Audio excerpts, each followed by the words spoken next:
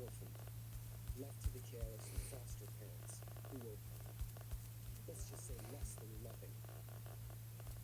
Not exactly the idyllic childhood until I was taken in by Frankie and the Burdens. Now, here we are, face to face, and I thought that I should feel this connection, some sort of love. It's a gut instinct that I can't control because you're my father, my flesh and blood. But I'm standing here. How do you feel?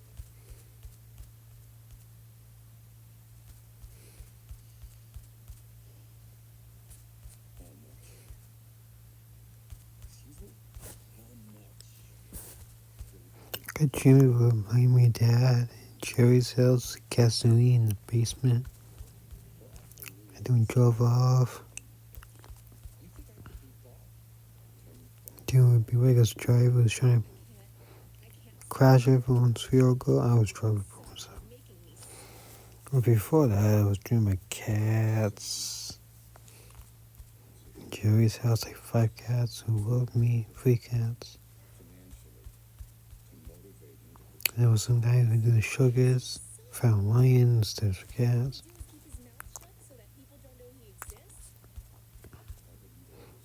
After I was driving on second freeway, and water freeway. Yep, that was the last dream. In the beginning, I don't remember. You know what? Forget it, Stephanie, okay? I don't care if I'm brilliant. And I don't care if the fact is that you are my father, because I don't want to be anything like you. Not your father to shine great and isn't on substance, character, and live a simple but noble life, helping people, making the world a better place because of his kindness and generosity. I understand why you would want to disassociate yourself from me. In that case, consider it an offer. You don't listen very well, do you? Let's stick here, both of us. Hey! But maybe we can learn something new. I want to know who the girl in the picture is. If you tell me that, then I'll think about your offer.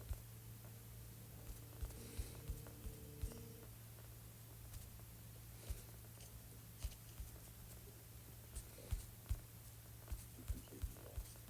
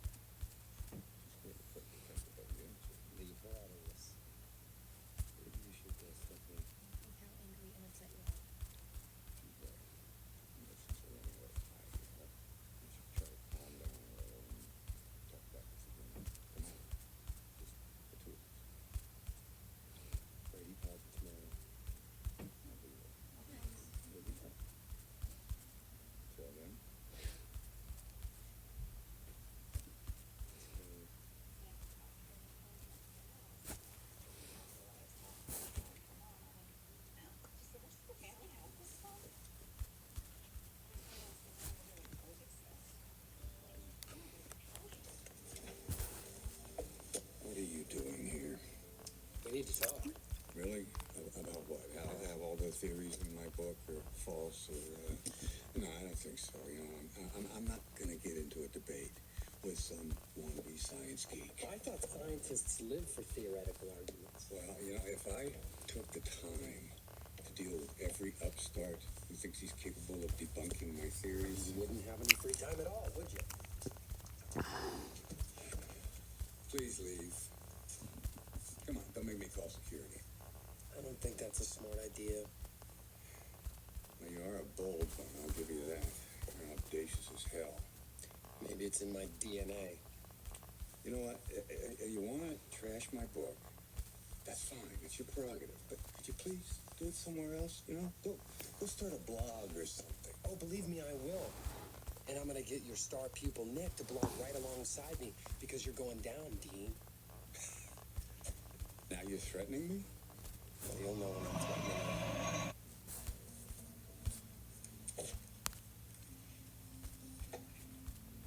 Wow. Love what you've done with the place. It looks like you fell into a little bit of trouble. I'm going to give you one more chance to leave with your own accord. After that, it will be a matter for the authorities. I heard that almost everything that you touch damn near turns to gold. What's that? Who's the girl? Huh?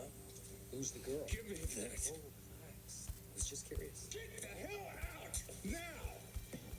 Max! I know you're in there. Let me in. Max, open the door. Max! What are you doing? Calling security. You know what? I don't think that's a good idea. Unless you and your friend will leave on your own, that's what I'm going to do. Not until you tell me who's in the picture. Max, Freddy, open the door.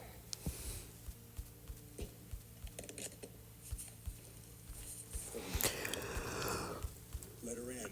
She has nothing to do with Either this. you open it or I will.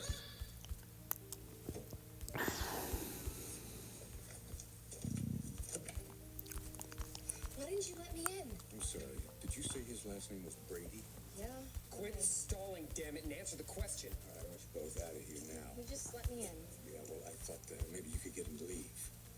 All right, come on, let's go. No, not until you tell me who she is, the girl in the phone. All right. If you two will leave now, then we won't have to get to this.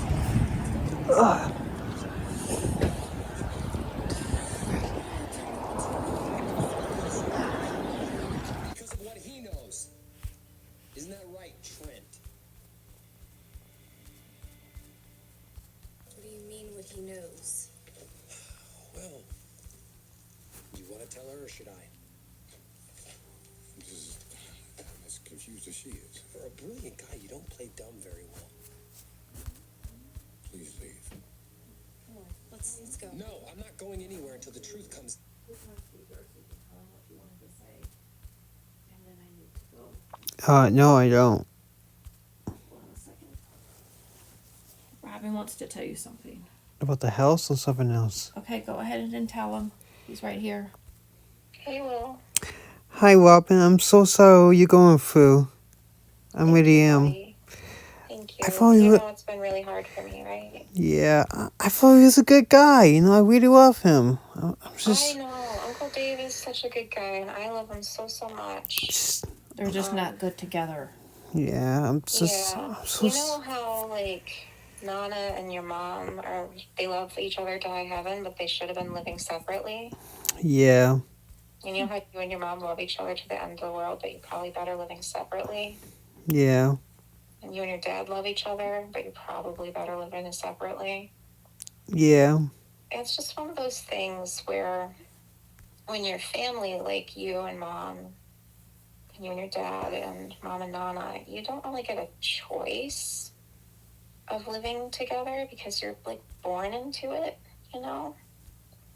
Like Heather didn't get to choose mom, Nana. Your mom didn't get to choose your Nana. And everything else that was going on in the family that was hard on Nana. Like, you know, Nana had the problem with her legs, and she was worried about the cottage. And, you know, she was worried about Uncle Matt and me and stuff. yeah, It just made it really hard because Mom wanted to make everybody be okay. And my mom, your Nana, wanted to make everyone okay. And my sissy Heather, your mom, also wanted everybody to be okay, but they just had different ways of trying to do that, and it clashed. Yeah, I understand. Yeah. So with Uncle Dave and I, we started off on a really good place. So we started off knowing that we were good for each other and that we could be together happy and that we wanted the same things. And so we were really, really good for each other and really happy for a very long time. And then it started to get harder because the problems that we just talked about, like with Nana and Mom and you and me and Matt and a bunch of other stuff, made things really hard on me. And Uncle Dave wanted to help me a lot. He kind of felt like he wanted to take care of me and fix it for me. Yeah. And I wanted him to believe that I could do it myself and to just be there and encourage me and hug me and watch me figure it out and be proud of me. Mm-hmm. And I kept saying, like, give me space. I can do this. I just want you to take care of yourself, honey, and be there for me. And he's like, but I have to fix it for you. I'm like, no, you don't. He's like, but I have to fix it for you. I'm like, no, you don't. Stop it. I don't like the way you're doing it. And he's like, but I have to do it this way. You're wrong. And I'm like, you're not freaking listening to me. You don't know. It's my life. And he's like, but you have to do it this way. And here's why. And he bullied me into trying to do it his way. And the thing that's is, hard. he didn't understand some of the things that were really core to like what I worry about and need to be. And he also didn't really understand some of the things that were making things hard in his life because when he was little, he didn't have a great childhood either. You know, he had a lot of stresses like you do. So when Uncle Dave was little, he was worried about his mom because she was depressed, and he was worried about his gram who lived next door because she was dying, and he took care of his gram until probably he was like 10, and he was taking care of his gram because his mom wasn't doing well, and his dad was drinking too much, and Yeah. because his dad told him that he loved him, but then he just wouldn't listen to Dave and didn't show up for him. And so it was really hard on Uncle Dave because, like, he needed his mom, but she was super sad because she lost a loved one. He needed his dad, but his dad was super sad, not coping well because he was drinking too much. Yeah, And I so understand. Uncle Dave turned to his gram, kind of like we do. And she nurtured him, but she was dying. And it was just really hard on him because she was his safe place, and he had to watch her leave the world. And it was really sorrowful. And so he was there, and he took care of her. But then, like, when it was over, he was so sad. He needed somebody to take care of him. Yeah, I understand. So, in a lot of ways, Uncle Dave's life has been a lot like ours. And I think that's why when I met him, he kind of understood me and what I needed at that point. Because I was like, let's see, when I met Uncle Dave, I had gone to school and got my degree. And then I went to college. Mm-hmm. I got my bachelor's degree 4 years after high school. And then I was just going to my next level of school because I really like learning things, you know? I do the same, yeah. Yeah, I think it's really fascinating how the world works. Mm-hmm. So I was just curious. I figured if I knew how the world worked, maybe I could help fix the problems. Like my problems and Mom's problems and yours and others and stuff. Yeah. So I was like, I think the world could be better than it is, and I think I can figure out a way to improve it. So I was just super curious, and Nana was like, you go, girl. You do that. Don't worry about me. I'm like, thanks, Nana.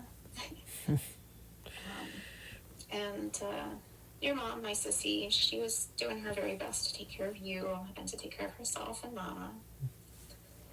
And you remember that. Like, we lived in the house on Dornell, where your room was down by the bathroom next to Nana's room.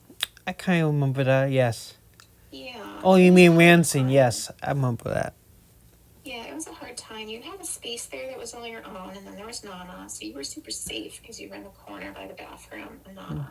Yeah, So I'm everybody a, was always walking by your room and checking on you, but you were stressed because you didn't know what was going on because you thought you lived with your dad and your mom, and then it didn't work.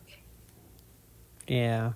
Yeah, and then, next to Nana was your mom's room, but Yep. it was kind of a mess because your mom was really sad that it didn't work with your dad, and she didn't know what to do because she loved you, but she really needed your dad to show up for her, and he just couldn't.